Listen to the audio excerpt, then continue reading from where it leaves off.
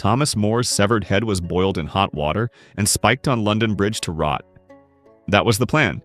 But weeks later, while other heads turned black and skeletal, More's face turned bright red and alive. Guards refused to go near it at night because they swore the lips were still moving.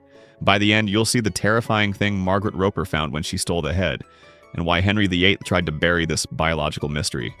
What happens when a trained executioner, a man who's severed dozens of heads without hesitation, suddenly demands triple payment to complete his work? On July the 6th, 1535, this exact scenario unfolded at Tower Hill. Thomas More, the brilliant scholar and former Lord Chancellor who defied Henry VIII, was scheduled for execution at dawn. The executioner arrived early, inspected his blade, and prepared for what should have been a routine beheading. More climbed the scaffold with remarkable composure, even joking with his executioner, telling him his beard was innocent of treason and asking him to spare it from the blade. One swift stroke. The head separated cleanly from the body and dropped into the straw basket below. Standard procedure, efficient, professional. But within moments of handling More's severed head, something changed. The executioner's assistant, a man who'd participated in countless executions without showing emotion, turned visibly pale. He stumbled backward, pressed his hand against his mouth, and according to witness accounts, had to be escorted away from the scaffold. This wasn't a squeamish apprentice experiencing his first execution. This was a seasoned professional who'd handled severed heads as casually as a butcher handles meat. His reaction was so extreme that other officials present noticed immediately. Within the hour, he'd abandoned his post entirely, forfeiting his payment and leaving London. He was never seen in the city again. The executioner himself completed the preparation work, but court records show he requested and received a payment of £15 for this execution, 3 times his usual fee of £5. The official explanation was that More's status as a former Lord Chancellor warranted extra care and discretion, but that reasoning falls apart under examination. Other high-ranking nobles had been executed with standard procedures and standard payments. Thomas Cromwell himself would later be executed with no special fees involved.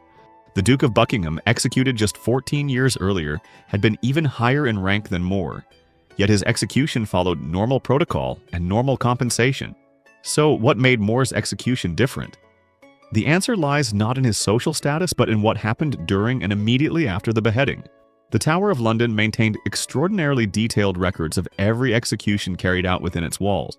These records documented the time of execution, the method used, the number of strokes required, the disposition of the body, any unusual circumstances, and the names of all officials present. These weren't casual notes. These were legal documents that could be used to prove an execution had been carried out properly according to the law. The records were kept in bound ledgers, with each execution receiving several pages of documentation. When modern historians examined these ledgers looking for information about Thomas More's execution, they discovered something deeply suspicious. The entry for July 6, 1535 exists, but it's incomplete. The first page contains basic information. More's name, the charge of treason, the time of execution. But the subsequent pages, which should contain detailed accounts of the execution itself and the handling of the remains, are missing. Not lost to age or accident. Someone took a blade and carefully cut those pages from the binding, leaving only the threaded edges visible. This wasn't damage from fire or water or rodents. This was deliberate removal of specific information. What was on those missing pages? What details about More's execution were so problematic that someone felt compelled to physically excise them from an official government document? The financial records provide disturbing clues about what happened during those undocumented hours. The Tower's expense ledgers show a series of unusual payments made in the days following More's execution. First, there's the executioner's triple fee. Then there's a payment of £8 to physicians consulted regarding matters of preparation, which is strange because executions didn't typically require physicians. The condemned was dead, the body was to be disposed of according to standard procedure, and medical expertise wasn't necessary. But someone felt it was necessary in More's case. Another payment of £12 went to specialists for additional services rendered, with no further explanation of who these specialists were or what services they provided. Most tellingly, there's a payment of £20, an enormous sum at the time, listed simply as for silence regarding matters of state. This wasn't routine discretion money. This was hush money, paid to prevent someone from talking about what they'd witnessed. Within 72 hours of Moore's execution, at least 6 different people who'd been involved in handling his body had either left London permanently or received substantial unexplained payments. This pattern of sudden departures and mysterious compensation strongly suggests that something went seriously wrong during the post-execution procedure. Whatever happened was severe enough to traumatize experienced professionals, important enough to justify enormous payments, and sensitive enough that records had to be destroyed. But understanding what happened requires understanding the gruesome science of preserving severed heads, a process that every Tudor executioner knew intimately, but that was about to fail in a way no one had seen before. The preservation of traitors' heads wasn't casual brutality. It was a carefully refined procedure that had been perfected over generations. The display of heads on London Bridge and other public locations served a specific political purpose: to warn potential traitors of their fate while simultaneously demonstrating the crown's power and reach. But for this warning to be effective, the heads needed to be recognizable, at least initially. A skull picked clean by birds had no deterrent value because observers couldn't identify whose skull it was. The preservation process was designed to keep heads visibly human for as long as possible while preventing them from becoming biohazards or attracting excessive scavenger activity. The procedure began immediately after execution. Speed was critical because decomposition starts the moment blood flow stops. The severed head would be washed thoroughly to remove blood, dirt, and any other material that might accelerate decay. Then came the parboiling, the most crucial step in the entire process. A large pot would be filled with water and brought to a vigorous boil. Salt would be added, sometimes in enormous quantities, a pound or more per gallon of water. Some executioners also added vinegar, believing it helped with preservation. The head would be submerged completely and cooked for anywhere from 30 minutes to 2 hours. The exact time depended on several factors: the size of the head, the outdoor temperature and humidity expected, and how long the executioner wanted the head to remain on display. A head intended to stay up for weeks would be boiled longer than one meant for just a few days. The boiling process caused dramatic physical changes. The heat made the muscles contract violently, locking the facial features in place. The skin would tighten, pulling away from the bones and creating the characteristic grimace associated with death. The fat under the skin would partially liquefy and render out, leaving the skin leathery and tough. The eyes would cloud over, sink back into the skull, or often pop from the heat and pressure. The hair might fall out or at least become brittle and easy to remove. Most importantly, the boiling would kill all bacteria on the surface and in the outer layers of tissue, dramatically slowing decomposition. The salt would penetrate the tissue, drawing out moisture and creating an environment hostile to bacterial growth. After boiling, the head would be dried, sometimes over a fire to accelerate the process. The end result was a head that looked unmistakably, undeniably dead. The color would be a uniform grayish-brown, like old leather. The features would be distorted but frozen, incapable of any movement or change. The texture would be dry and hard, more like wood than flesh. This transformation was crucial because it signaled to observers that this was no longer a person. It was an object, a symbol, a warning. The psychological impact of seeing these preserved heads came not from them looking alive, but from them looking so thoroughly, irreversibly dead while still being identifiable. Now, here's what makes Thomas More's case so disturbing. The men assigned to prepare his head followed this exact procedure. They had decades of combined experience. They knew every step intimately. They used the same equipment, the same measurements of salt and water, the same cooking time they'd used successfully on hundreds of previous heads. But when they lifted Moore's head from the boiling water after the standard cooking time, something was immediately, obviously wrong. The account that comes closest to describing what happened appears in a private letter from one of Thomas Cromwell's intelligence agents, a man named Richard Rich, to his superior. The letter, discovered in archives 3 centuries later, describes the preparation as unsuccessful in achieving the desired transformation. Doughy. This is the kind of carefully sanitized language bureaucrats use when they don't want to commit disturbing details to paper, but need to communicate that a serious problem has occurred. Rich's letter continues. The appearance remained too vital, too suggestive of the living state. Additional measures were attempted with advice from medical professionals, but the condition persisted. The workmen expressed significant distress and were compensated accordingly. What does too vital mean in this context? What additional measures were attempted? Other fragmentary accounts provide horrifying details. A Venetian merchant who had connections among the tower staff wrote in his private journal that Moore's head, even after the full parboiling treatment, retained color in the cheeks as though blood still flowed beneath. He noted that the workers responsible for the preparation were visibly shaken, and that one refused to continue his work, claiming the head was not properly dead. That phrase, "not properly dead," appears in multiple contemporary accounts. The French ambassador, in a coded dispatch to King Francis I, referenced rumors about unnatural preservation of More's remains, and noted that English officials seemed troubled by matters they cannot adequately explain. London Bridge in 1535 was far more than a river crossing. It was a statement of power, a gallery of horror, and a constant reminder of what happened to those who defied the crown. The bridge itself was an engineering marvel, spanning the Thames with 19 stone arches and supporting a small city of shops, houses, and chapels along its length. But it was the southern gatehouse that captured everyone's attention.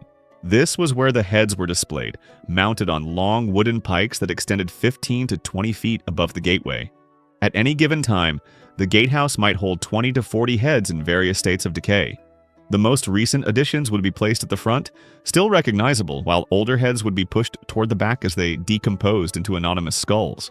Eventually, when the pikes became overcrowded or when old heads finally fell apart, the remains would be knocked into the Thames below, making room for fresh displays.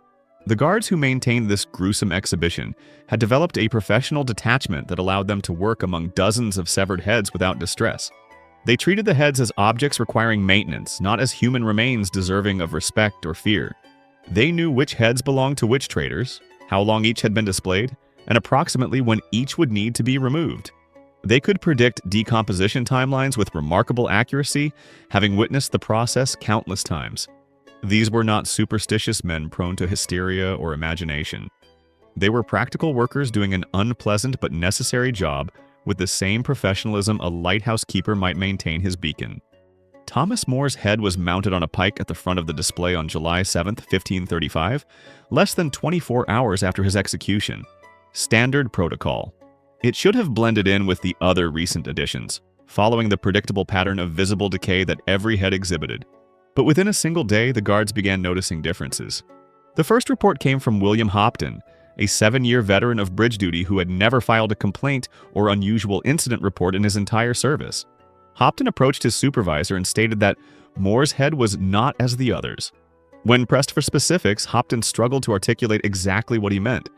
The head was properly mounted. It wasn't falling from its pike. There was no structural problem. But something about it created a sense of wrongness that he couldn't ignore.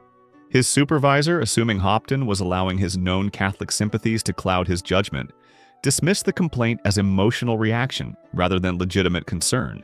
But within 3 days, 4 other guards independently made similar reports. They used different language but described the same troubling quality. The head looked too fresh. It appeared as sleeping rather than dead. One guard reported that looking directly at the head made him uneasy in a way the others do not. These weren't poetic descriptions or religious interpretations. These were practical men trying to explain an observable difference they could see but couldn't properly articulate. By the end of the first week, the discrepancy had become impossible for anyone to ignore. Every other head on the bridge showed the expected progression of decay. The skin had darkened to brown or gray. The features had collapsed and distorted as tissue broke down. The eyes had been picked out by birds or had sunken so deep into the skull they were no longer visible. But Thomas More's head defied every expectation. The skin retained a color that observers described as pinkish or flesh-toned, completely unlike the leather brown of properly preserved heads. The facial features remained intact and recognizable, with no collapse or distortion. The nose, which should have been one of the first features to decompose, stood firm and well-shaped. Most disturbingly, the eyes remained closed, the lids smooth and unbroken, giving the face an expression of peaceful sleep rather than violent death. This wasn't normal preservation. This wasn't even exceptional preservation. This was something categorically different. Preserved heads looked dead. They might be identifiable, but they were clearly corpses, clearly no longer living human beings. More's head didn't have that quality. From a distance, if you didn't know you were looking at a severed head on a spike, you might think you were looking at a living person sleeping or resting. This fundamental wrongness began affecting the guards in tangible ways. Men who'd worked bridge duty for years without complaint started requesting transfers. Bridge duty was considered a relatively easy assignment compared to other guard posts. It paid well, the danger was minimal, and the work was straightforward. Yet, within 2 weeks of Moore's head being mounted, 8 different guards had requested reassignment. Their supervisors denied most of these requests, assuming the men were simply being lazy or superstitious. But the requests kept coming, and several guards stopped showing up for their shifts entirely, choosing to forfeit their pay rather than spend another night on the bridge. The situation escalated further when guards on night duty began reporting movement. The breaking point came on the night of July 21st, 15 days after Moore's head had been mounted on the bridge. 3 guards were on duty together during the midnight to dawn shift. These were experienced men, not prone to panic or imagination. Around 2 in the morning, as they stood together near the gatehouse discussing the upcoming shift change, all 3 simultaneously noticed something on Moore's face. They later gave separate statements to their supervisor, and their accounts matched almost perfectly. They described seeing the lips move, a subtle rippling motion across the mouth as though the head were trying to speak. Not a dramatic opening and closing of the jaw, but a small, delicate movement, like someone forming words silently. 2 of the guards immediately fled the bridge entirely, running to the north side and refusing to return. The 3rd guard, a veteran soldier named Thomas Blackwell, who had fought in several campaigns and was known for his courage and practical mindset, decided to investigate. Blackwell was not a man given to superstition or fear. He'd seen death in battle, he'd handled corpses, he'd witnessed executions. A severed head shouldn't disturb him. He climbed the gatehouse stairs to get closer to Moore's head, bringing a lantern to examine it more carefully. He later testified that as he approached within arm's reach of the head, he heard a sound. He described it as a soft exhalation, like a gentle sigh, though there was no wind at that moment and no other heads on the bridge were making any sound. Blackwell stood frozen, lantern raised, staring at Moore's face. The eyes remained closed. The expression remained peaceful, but Blackwell swore he could see the lips trembling slightly, and he claimed he heard that soft exhalation twice more during the minute he stood there.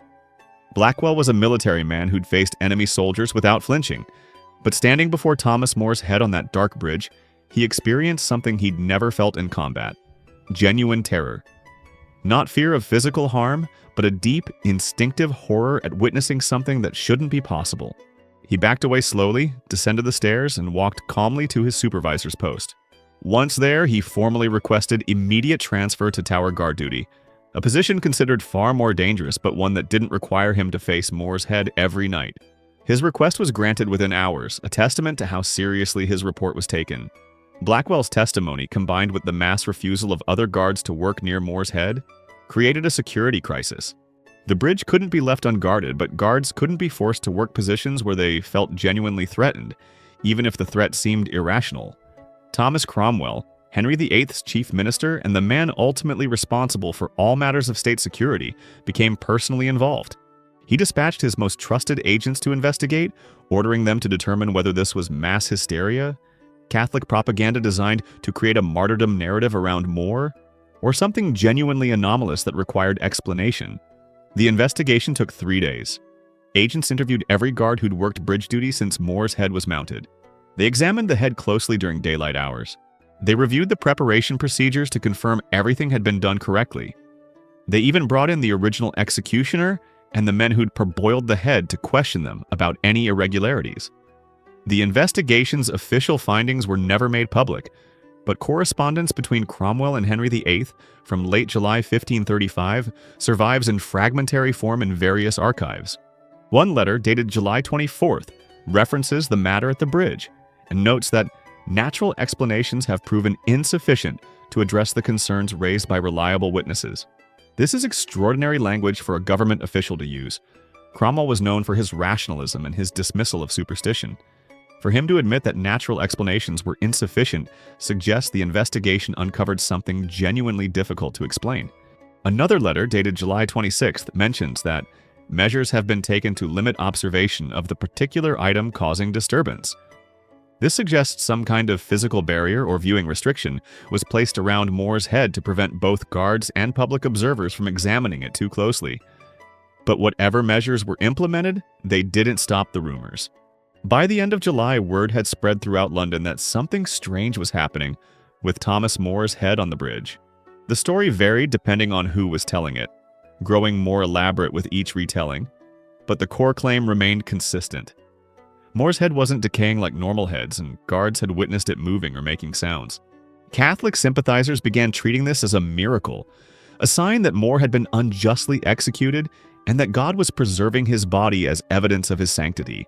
This was exactly what Henry VIII had wanted to avoid. The entire purpose of executing Moore and displaying his head was to demonstrate the consequences of defying royal authority and to discourage others from following his example. The scientific explanation for what might have been happening with Thomas More's head is almost as disturbing as the supernatural interpretations that circulated at the time. Modern forensic science has documented numerous cases where human remains resist normal decomposition in ways that appear miraculous but have concrete biological causes. Understanding these phenomena requires understanding the complex process of decomposition and the specific conditions that can slow or alter it. When a person dies, decomposition begins immediately, but the rate and manner of decay depend on dozens of variables.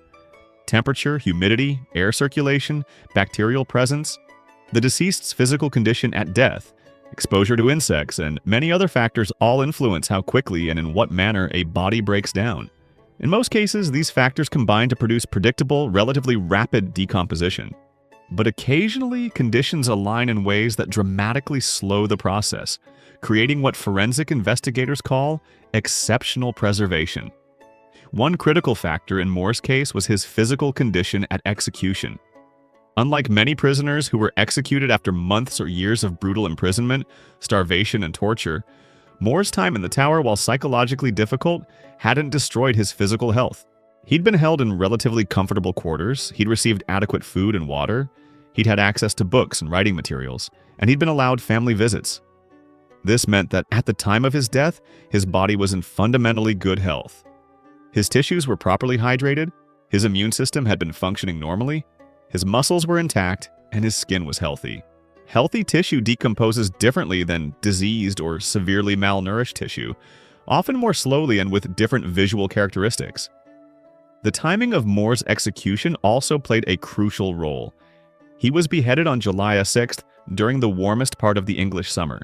While this might seem like it would accelerate decomposition, the specific temperature range in London during July 1535, combined with the humidity levels and air circulation on the bridge, could have created what forensic scientists call a preservation window.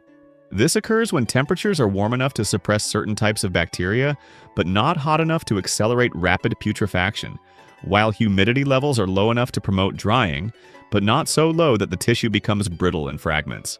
Add to this the parboiling process, which killed surface bacteria and partially sealed the outer layers of skin, and you have conditions where decomposition could be significantly slowed. Post-mortem muscle contractions offer another explanation for some of the movement witnesses reported. Even hours or days after death, muscle fibers can continue to respond to various stimuli. Temperature fluctuations cause muscles to contract and relax. Mechanical pressure from the mounting spike could trigger contractions in the neck muscles. Even air pressure changes from weather systems moving through could cause small movements in facial muscles. The muscles controlling the jaw, eyelids, and lips are particularly prone to post-mortem activity because they're small, complex, and have multiple attachment points. A tiny contraction in the masseter muscle could cause the jaw to shift slightly. A contraction in the orbicularis oculi could cause the eyelids to flutter. A contraction in the muscles around the mouth could create the appearance of lip movement that witnesses might interpret as attempted speech. To observers unfamiliar with post-mortem physiology, these small movements would be deeply unsettling, especially in a head that already looked unnaturally preserved. Gas buildup provides yet another potential explanation for both movement and sounds. As decomposition proceeds, even at a slowed rate, bacteria in the intestinal tract and other internal cavities produce gases. In a head that's been parboiled and partially sealed, these gases can accumulate internally with limited means of escape. Pressure builds up inside the skull, the sinuses, the throat cavity.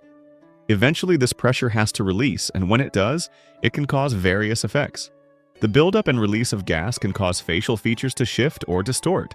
It can create sounds as gas escapes through the mouth, nose, or ears, anything from quiet sighs to whistling noises depending on the pathway of escape. It can even cause the head to shift position slightly on the spike as internal pressure changes the center of gravity. What witnesses interpreted as Moore's head sighing or trying to speak could have been simply gas escaping from internal cavities in ways that mimicked breathing or vocalization. But here's the fundamental problem with all these scientific explanations. They're individually plausible, but they don't explain why Moore's head exhibited all of these phenomena simultaneously over an extended period, while surrounded by dozens of other heads on the same bridge that followed normal decomposition patterns. If environmental conditions created a preservation window, all the recently executed heads should have been similarly preserved. If post-mortem muscle contractions were the cause, every fresh head should have shown similar movement. If gas buildup was creating sounds, multiple heads should have been making noises. But only Moore's head became the subject of such intense documentation and concern. This uniqueness is what makes the case genuinely mysterious rather than just medically interesting. Margaret Roper, Thomas More's eldest daughter, was perhaps the only person in England who loved him enough to risk everything to preserve his memory. She was a brilliant woman, educated by her father to a level almost unheard of for women of her era. She could read Latin and Greek, she'd studied theology and philosophy, and she'd been her father's intellectual companion and closest confidant. When Moore was arrested, tried, and executed, Margaret was devastated, but she was also determined that her father would not be forgotten or dishonored. Under Tudor law, the heads of executed traitors were crown property, and interfering with them in any way was itself an act of treason. The heads were to remain on display until they decomposed naturally or until crown officials decided to remove them. Attempting to steal a traitor's head could result in execution. But Margaret didn't care about the risk. She couldn't bear the thought of her father's head rotting away on London Bridge, eventually falling into the Thames like garbage. She began planning a rescue almost immediately after the execution. The first challenge was timing. If she tried to retrieve the head too soon, there would be too many witnesses and too much official attention. But if she waited too long, the head might decompose beyond recognition or fall from its spike before she could act. The unusual preservation of Moore's head, the same quality that was terrifying the guards, actually gave her more time than she'd expected. Through intermediaries, she received reports about the head's condition from sympathetic observers who visited the bridge. They told her the head remained recognizable, that it hadn't followed the normal pattern of decay, and that this was creating significant concern among officials. Margaret realized that the controversy surrounding her father's head might actually work in her favor. If guards were reluctant to work near it, if officials were confused about what to do with it, there might be an opportunity during that confusion. She began making discreet inquiries, using trusted family friends to feel out which bridge officials might be sympathetic to her cause, or more realistically, which ones might be willing to look the other way for sufficient compensation. The bribes she ultimately paid were substantial. £20 to the bridge warden who controlled access to the gatehouse, an enormous sum that represented several years of a skilled worker's wages. £10 to 2 guards who agreed to be elsewhere during a specific hour on a specific night. £5 to a boatman who would wait under the bridge with a covered vessel. Margaret was not a wealthy woman. These payments required selling jewelry, borrowing from friends, and depleting her husband's business capital. But she considered it money well spent. On the night of August 3, 1535, nearly 4 weeks after her father's execution, Margaret Roper made her move.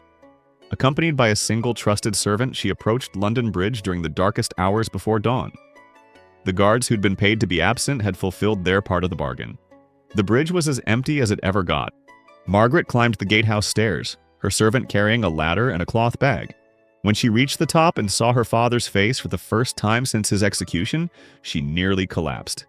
Every report she'd received had mentioned the head's unusual preservation, but she hadn't fully understood what that meant until she saw it herself. In the dim light of a covered lantern, her father's face looked almost alive. The eyes were closed peacefully, the features were composed and recognizable.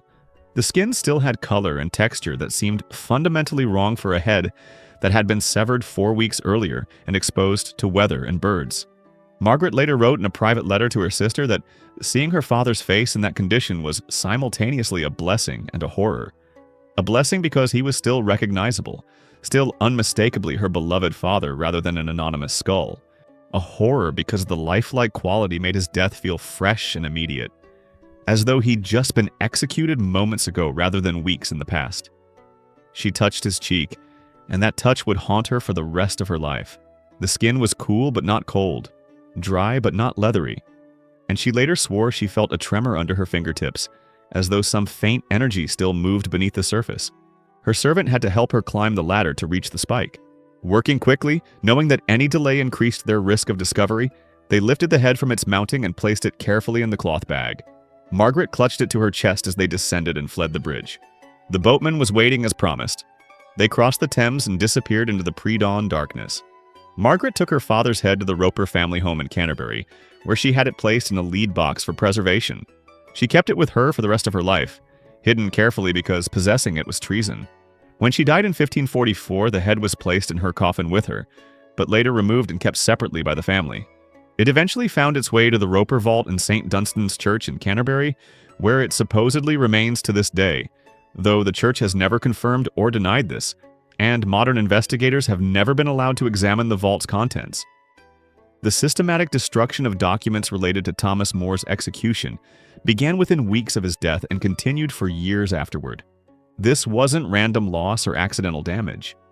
This was a coordinated effort to remove specific information from historical record, an effort that can only have been ordered from the highest levels of government. The Tower of London's execution ledgers, as previously mentioned, had pages surgically removed. But that was just the beginning. Court records that should have contained details about More's trial show similar gaps. Financial records from various government departments have entries referencing the More matter that have been inked over so heavily they're illegible or cut from the pages entirely.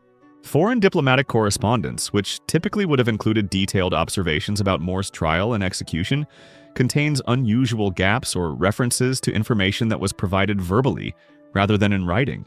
This pattern of selective destruction tells us that something about More's case required concealment. But what exactly was being hidden? The answer might lie in the documents that survived, not because they were allowed to survive, but because they were in collections outside of English government control. The Vatican archives contain a remarkable dossier on Thomas More's execution. This collection includes testimony gathered from English Catholics who fled to the continent after More's death, statements from merchants and travelers who witnessed events in London, and several letters from English clergy describing what they'd observed or heard about the execution. These documents were preserved because they were being used to build the case for More's eventual canonization as a saint. The Catholic Church had a vested interest in documenting every detail of More's death, especially any details that suggested divine favor or miraculous intervention. One particularly revealing document in the Vatican collection is a deposition from an English priest who'd spoken extensively with several of the guards from London Bridge. The priest, who fled England in late 1535 fearing persecution, recorded the guards' accounts of their experiences with More's head. According to this testimony, the guards described not just the physical preservation and alleged movements, but also a psychological effect that being near the head created. Multiple guards used similar language to describe feeling watched by the head, even though its eyes were closed. They reported feeling compelled to look at it, unable to ignore it even when trying to focus on other duties. Some described having nightmares about the head after their shifts ended. This psychological impact went far beyond normal superstition or unease around severed heads. These men worked among dozens of such heads every day without distress. But More's head affected them differently, and that difference was severe enough that it compromised their ability to perform their duties. Another document, this one from Spanish diplomatic archives, contains a coded message from the Spanish ambassador in London to his superiors in Madrid. The ambassador reported that English officials were greatly troubled by circumstances surrounding the public display of the traitor More, and that attempts to address these circumstances through normal means have proven ineffective, leading to considerations of extraordinary measures. What were these extraordinary measures? The ambassador didn't specify, possibly because he didn't know, or possibly because the information was too sensitive to commit to paper even in code. But the phrase extraordinary measures in diplomatic language typically refers to actions outside normal protocol, actions that might be politically or legally questionable. The most damning evidence of document suppression comes from Thomas Cromwell's personal papers, which were seized after his own execution in 1540. Among these papers were numerous letters and reports related to various matters of state security. Modern historians cataloging these papers discovered something interesting. There are multiple references to correspondence about the bridge matter or the More display, but the actual letters being referenced are missing. The index Cromwell kept of his correspondence lists these documents, but the documents themselves are gone, removed either by Cromwell before his arrest or by government officials afterward. Why would these specific letters be removed when so much other sensitive material was preserved? The answer suggests that whatever was in those letters was either personally incriminating to someone powerful or contained information that was considered too dangerous to preserve even in secure archives. We're left with fragments, references, and gaps that outline the shape of what's missing without revealing the actual content. But sometimes what's been deliberately removed from the historical record tells us more than what was carelessly preserved. The systematic nature of this suppression, the fact that it occurred across multiple archives and document collections, and the clear signs of official authorization behind it all, point to one conclusion. Something about Thomas More's execution and the subsequent handling of his remains was considered a state secret at the highest level, and that secret has been successfully kept for nearly 5 centuries, not because the evidence was completely destroyed, but because the most crucial pieces were selectively removed from the historical record, leaving us with a puzzle that we can almost but not quite solve. The head that Henry VIII wanted to use as a warning against defiance became instead the most powerful argument for Thomas More's sanctity. The very preservation that terrified guards and troubled officials was interpreted by Catholics throughout Europe as a miracle, proof that More had died a martyr for the true faith. Within months of his execution, More's name was being mentioned in prayers alongside acknowledged saints. Within a decade, his story was being told as an example of holy resistance to tyranny. The unusual circumstances surrounding his head became central to this narrative. Every embellishment, every rumor, every guard's frightened testimony was repeated and amplified until More's execution took on legendary status. Henry VIII, who had orchestrated More's death to demonstrate his absolute power, found that power undermined by the very method he'd chosen to display his victory. The king became increasingly paranoid about More's legacy in his final years. Historical accounts from courtiers describe Henry flying into rages when More's name was mentioned, insisting that the man had been a traitor and deserved his fate. But the king's protestations only made More's martyrdom more compelling. Why would Henry care so much about a dead man's reputation, unless that reputation threatened him? There are even accounts suggesting Henry experienced nightmares about More. While these stories might be apocryphal, they reflect the cultural understanding that More's execution had backfired spectacularly. Instead of ending More's influence, it had amplified it. Instead of demonstrating Henry's power, it had revealed his insecurity. The Catholic Church moved quickly to canonize Thomas More, once England returned briefly to Catholicism under Mary I. But the process was interrupted by Elizabeth I's accession and the restoration of Protestantism. It wouldn't be until 1935, exactly 400 years after his execution, that More would be officially declared a saint. The canonization process required extensive documentation of his life, death, and any miracles associated with him. The unusual preservation of his head was investigated thoroughly by Vatican officials.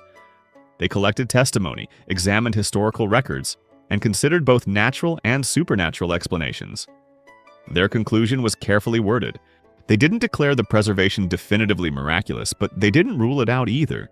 The official position was that the preservation was consistent with divine favor, but that More's sanctity was established primarily through his virtuous life and willingness to die for his principles, rather than through post-mortem phenomena. This careful ambiguity has allowed the legend to persist, without requiring believers to commit to a specific, supernatural explanation. Today, St. Dunstan's Church in Canterbury, where the Roper Vault is located, receives thousands of visitors annually, many specifically hoping to be near Thomas More's skull. The church neither confirms nor denies that the skull is actually there. When pressed, church officials say only that the Roper family tradition suggests the skull's location, but that the vault has not been opened in modern times, and there are no plans to do so. This has frustrated historians and scientists who would love the opportunity to examine the skull, both to authenticate it and to potentially determine what biological factors might explain its reported preservation. DNA testing could confirm whether the skull is actually More's. Forensic analysis could reveal information about his health at death, possible causes for unusual preservation, and potentially even trace evidence of the parboiling process. But the church's position is firm. The vault is consecrated ground, the remains inside are entitled to rest in peace, and scientific curiosity doesn't justify disturbing them. This means the ultimate mystery remains unsolved. Was Thomas More's head preserved through some biological quirk that we could now explain with modern science? Was it carefully tended by sympathetic officials in ways that weren't recorded? Was it actually replaced with a different head at some point, with the real head hidden elsewhere? Or was something genuinely inexplicable happening on London Bridge in the summer of 1535? Something that pushed against the boundaries of what we understand about death and decomposition. We may never know with certainty. The evidence has been too carefully controlled, too systematically suppressed, and too thoroughly scattered across time and archives for us to reconstruct the complete truth. What we're left with is a story that sits uncomfortably between history and legend, between science and mystery, between what we can prove and what witnesses swore they experienced. Thomas More died to defend his principles, but his head took on a life of its own, literally or figuratively, becoming a symbol that neither Henry VIII's power nor 5 centuries of time could fully erase. The head that spoke, if it spoke at all, delivered a message that no amount of suppression could silence. That conscience and conviction can survive even the executioner's blade, and that truth, like a well-preserved head on a bridge, has a way of remaining visible no matter how desperately the powerful try to make it decay and disappear. That's the real horror Henry VIII tried to bury. Not a supernatural phenomenon, but the simple fact that killing your opponents doesn't always kill their ideas. And sometimes attempting to silence someone makes their voice echo even louder through history. If you believe Westminster Abbey, St. Dunstan's Church, and other institutions holding Tudor remains should finally allow modern forensic science to examine these historical mysteries, hit that subscribe button. Every subscription tells these institutions that there's massive public interest in getting real answers instead of centuries-old cover-ups. Drop a comment with your theory about what really happened to Thomas More's head, because your engagement creates algorithmic pressure that makes it harder for history to stay hidden. And smash that like button if you think it's time we stopped protecting the reputations of long-dead tyrants and started uncovering the truths they tried to bury. The evidence exists, locked away in vaults and archives, and enough public pressure might finally force it into the light where it belongs.